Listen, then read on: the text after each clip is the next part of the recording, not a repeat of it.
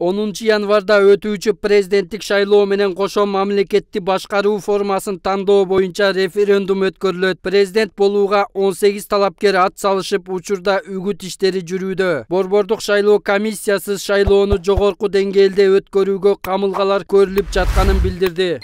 10 январга дайындалган бүткүл элдик добуш берүүгө референдумга мамлекеттик органдар, шайлоо комиссиялары, өзүн өзү башкаруу органдары, массалык маалымат каражаттары ушу маалымдоо иштерин жүргүзүш керек. Ага ылайык шайлоо комиссиялары дагы тиешелүү маалымдоо иштерин массалык маалымат каражаттары аркылуу жана тиешелүү плакаттарды жана баннерлерди даярдап чыгаруу үчүн акча каражат каралат.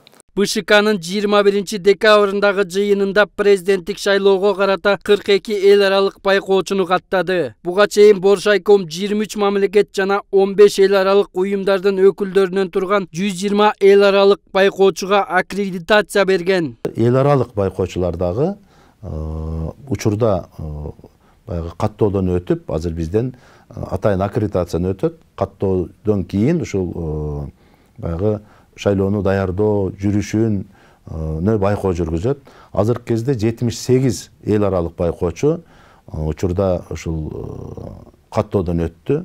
Бул 19 мамлекеттин өкүлдөрү жана 9 эл аралык уюмдардын өкүлдөрү болуп эсептелет. Айрым саясий топтор өлкөнү башкаруу формасын өзгөртүүгө караманча каршы чыгып жатышат. Бирок элдин басымдуу бөлүгү президенттик башкаруу системасы туура болоорун белгилеп жатышат.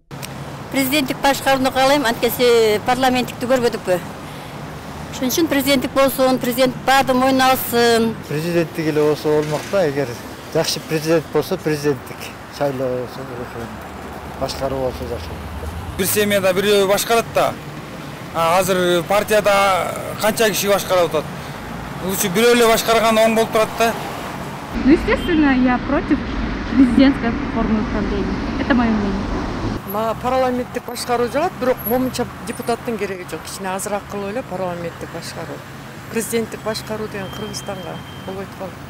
Ал арада эл аралык коомдук уюмдарда шайлоонун алдында элдин шайлоо жана референдум тууралуу оюн угуп көрдү. Көпчүлүк шайлоочулар Садыр Жапаровду президент катары көргүсү келсе, президенттик башкарууну жактагандар басымдуу экени сурамжылоонун натыйжасында белгилүү болгон. Борбор Азиялык барометр уюму Кыргызстанда 10 январда өтө турган президенттик шайлоо жана референдум өткөрүү боюнча эл арасында сурамжылоо жүргүзүп, жыйынтыгы чыкты. Сурамжылоого катышкандардын 58% быйыл 5 октябрдагы бийлик алмашууну толук колдой турганын, 73% келерки жылдын 10 январындагы шайлоого барарын билдиришкен. Сурамжылоого катышкандар эгер президенттик шайлоо бүгүн өтсө, 64% Садыр Жапаровка, 3% Адахан Мадумаровка, 1% Бактыбек Калмаматовка добуш берерин билдирип, 17% кимди тандоону билбей жатканын айтышкан.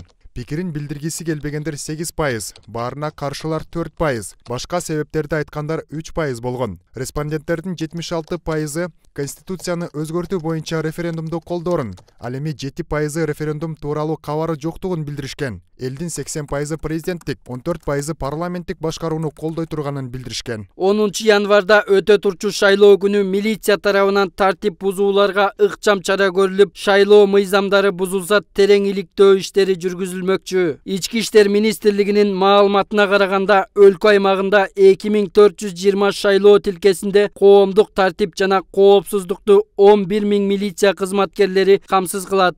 Милиция кызматкерлери эч кандай шайлоо учурунда саясатка киришпестен коомдук тартип сактоого, ошондой эле кандайдыр тартип бузуулар каттала турган болсо, административдик ресурс же болбосо добуштарды сатып алуу сыяктуу маалыматтар түшө турган болсо, биз алардын баарын текшерип, алардын жалган экенин же чын экендигин аныктап, эгерде анда кандайдыр кылмыштын курамы же жоруктун курамы бар болсо, ошол мыйзам чегинде тактап иликтеп, анан мыйзам чегинде чараларды көрүү. Келерки жылдын 10 январында Кыргызстанда мөөнөтүнөн мурда президенттик шайлоо жана өлкөнү башкаруу формасын аныктоо боюнча референдум өтөт. Президенттикке 18 талапкер ат салышууда. Сапар Акунбеков, Көчөр Кубанычбеков, 7 канал, Бишкек.